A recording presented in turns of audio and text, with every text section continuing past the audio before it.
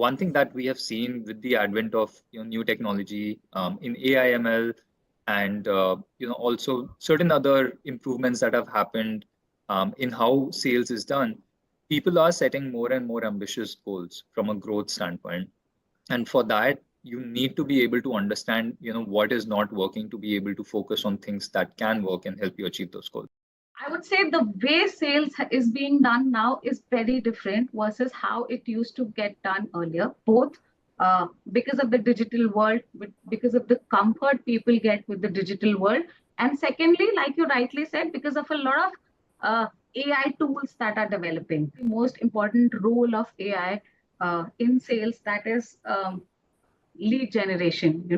So lead generation can be through your own website, it can be through the different social media platforms, it can be through different ads you run, and there are a lot of AI tools that are presently there which can help you get better leads.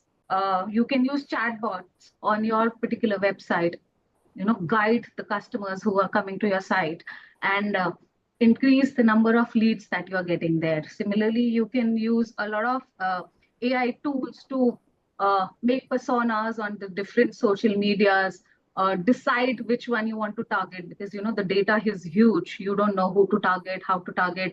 For that matter, you can use Chat GPT to make your campaigns. You can make your social media campaigns through that. You can make your ad campaigns through that. You have access to a lot of data, right? So even at early stage of your career in sales, you need to get very, very comfortable with crunching this data.